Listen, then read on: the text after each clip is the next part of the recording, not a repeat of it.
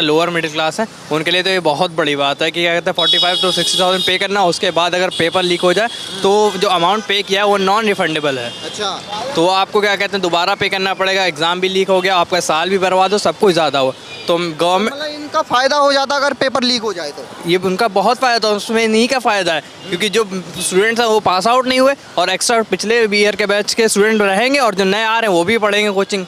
वो एडवर्टीजमेंट के लिए कोई किसी हद तक ही जा सकते हैं। वो किसी का ऐसे लगा देंगे जो पहले ईयर का पास आउट हो उसका पोस्टर लगा दें, जो ना भी रहा हो उसका बेवजह के पोस्टर फेक लगते हैं।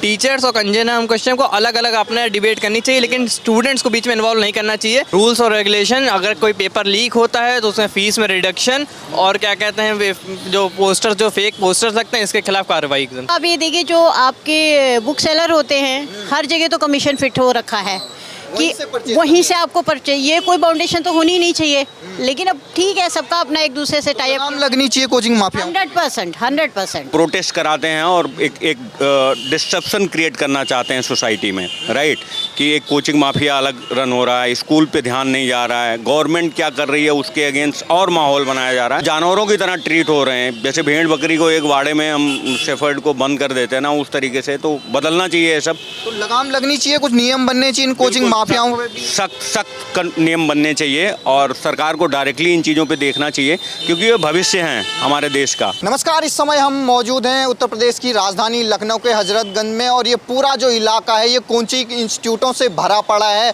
और कोचिंग माफियाओं को लेकर जो पूरे देश भर में एक तरीके से अब डिबेट छिड़ चुके हैं, क्योंकि उत्तर प्रदेश में चुनाव होने वाले हैं और छात्रों के नाम पे जो प्रदर्शन हो रहे हैं उसमें राजनीतिक और सामाजिक तौर पे एक तरीके से बहस छिड़ चुकी है, जहाँ एक तरफ कोचिंग सेंटर वाले हैं जो एक तरीके से छात्रों को सड़कों पे लाने का काम करते हैं और उसके बाद किस तरीके से आपने देखा होगा मार्च करवाते हैं और जब उसमें कोई हो हंगामा हो जाता तो छात्रों के जीवन से एक तरीके से कोचिंग माफिया जो खेल रहे हैं और जो अभिभावक हैं वो दूसरी तरफ ये परेशान है कि उनके जो बच्चे हैं उनके भविष्य को लेकर क्या होगा, क्योंकि अगर वो ऐसे ही राजनीति में पढ़ते रहे तो आखिर वो पढ़ाई कब करेंगे। तो इसी को लेकर हम इस समय हजरतगंज में पहुंच चुके हैं और यहाँ के पेरेंट्स से बातचीत करेंगे, छात्रों से बातचीत करेंगे कि आखिर जो कोचिंग माफिया के नाम पे ये पूरा साम्राज्य चल रहा है इसको लेकर उनकी क्या राय है। और आपने देखा होगा कि इतनी आपसी रंजिश होती है कोचिंग इंस्टीट्यूट वालों में कि एक तरीके से बिहार में आपने देखा होगा कि दूसरे कोचिंग इंस्टीट्यूट को बदनाम करने के लिए उस पर फायरिंग करने का एक तरीके से आरोप लगा दिया जाता है, लेकिन अब आपने देखा होगा कि दोनों इंस्टीट्यूट के जो मालिक हैं वो एक तरीके से जेल की अब हवा खा रहे हैं। तो एक तरीके से झूठे एडवर्टाइजमेंट आपने देखे होंगे, दूसरी तरफ उनको जो प्रलोभन दिया जाता बच्चों को कि हम इतनी रैंक आपके बच्चे की ले आएंगे, उनसे फीस वो भी मुंह बोली रकम उनसे ली जाती है और सपने दिखाए जाते हैं कि हर किसी बच्चे की ऑल इंडिया रैंक एक तरीके से नंबर 1 आ जाएगी। आए दिन आपने यूट्यूब में देखा होगा, सोशल मीडिया में देखा होगा, जो पेरेंट्स हैं जो एक तरीके से टीचर हैं वो टीचिंग कम करवा रहे हैं और इधर उधर का ज्ञान ज़्यादा दे रहे हैं ताकि उनकी जो रील है वो वायरल हो, जिससे बच्चे और प्रभावित हो और उनके इंस्टीट्यूट में आए।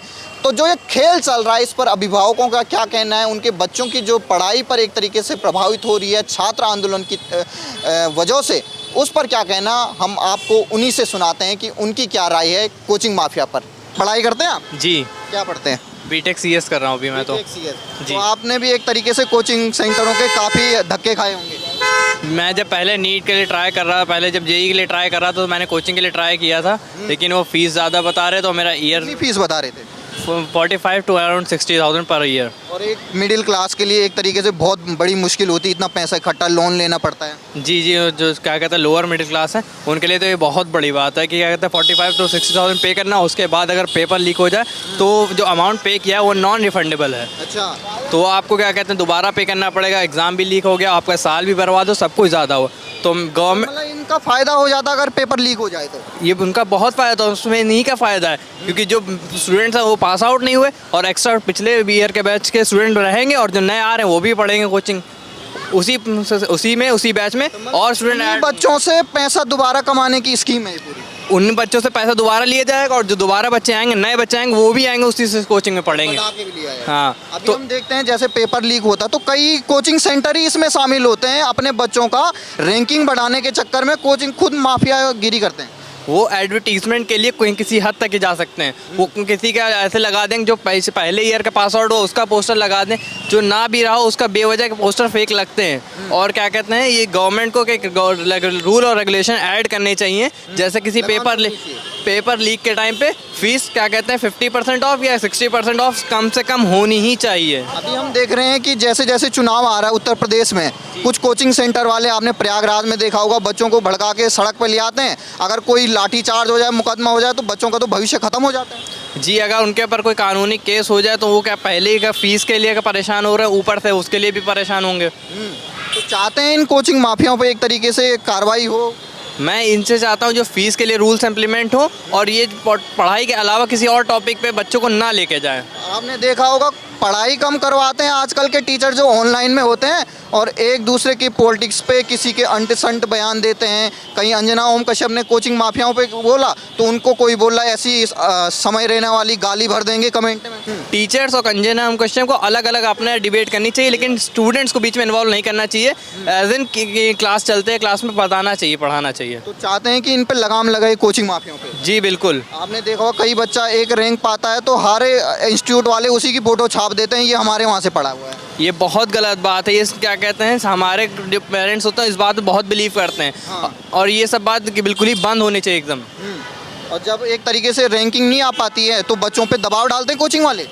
जी बिल्कुल, वो बहुत परेशान करते हैं, पेरेंट्स को बेवजह की झूठी बातें बताते हैं कि मेरा बच्चा नहीं पढ़ नहीं रहा और कोचिंग में जो हो रहा है उससे कोई मतलब नहीं होता। योगी जी से क्या अपील करेंगे इन कोचिंग माफियाओं के खिलाफ, क्या होना चाहिए? रूल्स और रेगुलेशन, अगर कोई पेपर लीक होता है तो उसमें फीस में रिडक्शन, और क्या कहते हैं जो पोस्टर जो फेक पोस्टर्स लगते हैं इसके खिलाफ कार्रवाई एकदम चाहिए। मैम नाम क्या आपका? सरोज त्रिपाठी। योगी जी कैसा काम कर रहे हैं आपके लखनऊ में? बहुत बढ़िया, बहुत बढ़िया। मतलब लेडीज़ के लिए तो मतलब कुछ कहना ही नहीं है कि कितना कहीं भी आप निकल सकते हो, किसी भी उसमें कोई ना डर है ना किसी चीज़ का। अब तो कुछ भी होता है तो ये होता है भैया ज़्यादा कुछ तंग करोगे तो सीधा डायरेक्ट उन्हीं को फ़ोन जाएगा, तो वैसे ही इंसान आप मतलब डर खत्म। अभिभावक आपको भी डर लगता है ये कोचिंग वाले जिस तरीके से फीस लेते हैं, डेट पे फिक्स चीज़ें तो है ही हैं, मतलब इस तरीके से डिस्टर्बेंस तो है, लेकिन फिलहाल देखा होगा कि कई पार्टियों से जुड़े रहते हैं इंस्टीट्यूट वाले, और प्रोटेस्ट जब होता है उनमें ले जाते बच्चों को भर भर के। होते हैं। अब आप ये देखिए जो आपके बुक सेलर होते हैं, हर जगह तो कमीशन फिट हो रखा है कि वहीं से आपको परचेज, ये कोई बाउंडेशन तो होनी नहीं चाहिए, लेकिन अब ठीक है, सबका अपना एक दूसरे से टाई नाम लगनी चाहिए कोचिंग माफिया। 100%। तो अगर योगी जी सुन रहे होंगे एज ए पेरेंट्स, आप हैं, आपके नहीं है, दूसरों के बच्चे हैं जो एक तरीके से फीस नहीं भर पाते हैं, तो उनको आए दिन प्रेशराइज किया जाता है, गुंडे भी भेजे जाते हैं। अरे होता क्या है कि जो बच्चे भाई थोड़े से, हर पेरेंट्स से चाहता है कि मेरा बच्चा अच्छे उसमें एटमॉस्फेयर में रहे। अब कई बार होता है कि कुछ लोग तो है कि मतलब डाल दिए लेकिन अफोर्ड नहीं कर पाते हैं बेचारे, बीच में वो फिर ये लगता है कि अब क्या करें, निकालें, नहीं अच्छा मैडम आज दे देंगे, कल दे देंगे, ऐसे ऐसे करके होता क्या, फिर उन बच्चों को असेंबली में बाहर, मतलब जैसे होता है ना कि भाई नहीं, बेइज्जत तो नहीं कह सकते हैं, लेकिन भाई अब जो प्राइवेट स्कूल है वो कैसे चलाएंगे काम, ये भी तो है। तो उसमें क्या है, रजिस्टर लिए क्लास वाइज फला बंदा बाहर आए, ये बाहर आए, मतलब इस तरीके से। तो एक तरीके से वो बच्चे अपने आप को कितना अलग फील करते होंगे ना, क्योंकि पूरे उसमें असेंबली में ही बाहर निकाल लिया गया, क्लास ये इसके, ये सी के, ये इसके, ये। उसके बाद में उनको आपको गैलरी में होता, मतलब जैसे एक आध बार बोला कि कल आपकी फ़ीस आ जानी चाहिए, अगर नहीं आई तो फिर क्या हुआ कि गैलरी में फर्स्ट पीरियड आपको नहीं अलाउ है। जैसे एग्जाम के पेपर के रिजल्ट आते हैं, अगले दिन आप देखते होंगे एक ही बच्चा 10 इंस्टीट्यूट में वही रैंक पाया हुआ, हर कोई बोलता है ये हमारे इंस्टीट्यूट से पढ़ा हुआ। वो तो फेक एडवर्टाइजमेंट बिल्कुल बिल्कुल, वो तो हर कोई अपना चाहता है ना कि भाई हमने तो डिप्लोमा हासिल कर लिया, तो लगाम लगनी चाहिए। 100%। Thank you sir. पर क्या लगता है आपको, कोचिंग माफिया होते हैं जिस तरीके से वो आए दिन मुंह बोली रकम पैसे वसूल लेते हैं, फीस बच्चों पर दबाव डालते हैं, रैंक लानी है, बगल वाले इंस्टीट्यूट से कंपटीशन चलता रहता है? ये काफ़ी है हमारे सोसाइटी में, स्पेशली मेट्रो सिटीज़ में, जो एक पीयर प्रेशर क्रिएट किया जाता है और काफ़ी माहौल बनाया जाता है। जो हमारी गवर्नमेंट सेक्टर के स्कूल्स हैं उनकी हालत भी पता है कैसी है आपको। जैसे अब इलेक्शन भी नज़दीक आ रहा है उत्तर प्रदेश में, कई कोचिंग सेंटर वाले हमने प्रयागराज में देखे, वो बच्चों को सड़कों पे ला दे रहे हैं, नीट का मामला लेकर योगी जी को बोल रहे हैं कि इस्तीफा दीजिए। हाँ, प्रोटेस्ट कराते हैं और एक डिस्ट्रप्शन क्रिएट करना चाहते हैं सोसाइटी में, राइट, कि एक कोचिंग माफिया अलग रन हो रहा है, स्कूल पे ध्यान नहीं जा रहा है, गवर्नमेंट क्या कर रही है उसके अगेंस्ट और माहौल बनाया जा रहा है। एज ए पेरेंट्स आपको चिंता होती है जहां आपके बच्चे जाते हैं कोचिंग पढ़ने, वहां ना तो सुरक्षा के इंतजाम होते हैं, हाँ, बहुत सारा अभी- एक ही क्लास में आपने देखो 10-10 हज़ार 5-5 हज़ार बच्चों को भर दिया जाता है। हाँ, मतलब जानवरों की तरह ट्रीट हो रहे हैं, जैसे भेड़ बकरी को एक वाड़े में हम शेफर्ड को बंद कर देते हैं ना, उस तरीके से। तो बदलना चाहिए ये सब, तो लगाम लगनी चाहिए, कुछ नियम बनने चाहिए इन कोचिंग माफियाओं पे भी। सख्त नियम बनने चाहिए और सरकार को डायरेक्टली इन चीज़ों पे देखना चाहिए, क्योंकि ये भविष्य हैं हमारे देश का। आप और हम जो हैं आगे चल के क्या बनेंगे पता नहीं है, जो बच्चे हैं वो क्या करने वाले हैं पता नहीं है। तो इस पे आपने देखा हो जो मामला चल रहा है पेपर लीक का, अगर आप इसके तार भी देखेंगे तो बड़े बड़े जो इंस्टीट्यूट हैं कोचिंग वाले वही इनके पीछे हैं ताकि उनको रैंक अच्छी मिल जाए। मतलब डायरेक्टली कुछ कहना ऐसा गलत होगा। नहीं, सीकर में कई कोचिंग इंस्टीट्यूट पकड़े गए। हाँ, लेकिन जब जो फैक्ट्स हमारे सामने आ रहे हैं वो यही कह रहे हैं sir. Thank you so much. जब इस तरीके से कोचिंग माफिया जो बच्चों को सड़कों पे लाते हैं और उसके बाद जब इन कोचिंग माफियाओं की नकेल कसी जाती है, आपने देखा होगा कि प्रयागराज में योगी प्रशासन द्वारा वहाँ पर 3 बड़े जो कोचिंग संस्थान हैं उन पर जो एक तरीके से जो उनको नियमों को ताक पर रख कर जो कोचिंग सेंटर चलाए जा रहे थे उन पर जब कार्रवाई की जाती है तो यही जो टीचर होते हैं, यही जो कोचिंग सेंटर के मालिक होते हैं वो रोना धोना शुरू कर देते हैं। आपने देखा होगा एग्जामपुर जो कोचिंग सेंटर था उसको भी बंद कर दिया गया है, सील कर दिया गया है। सुपर क्लाइमेक्स कोचिंग है, टारगेट ऑन कोचिंग है, तो ये सभी वो कोचिंग संस्थान हैं जिन पर नकेल कसी जा रही है। अब आपकी बारी है कि अपने बच्चों को समझाएं कि इनके बहकावे में ना आए और किसी भी प्रदर्शन में जाने से पहले ये सोच लें कि आपका भविष्य कितना कीमती है।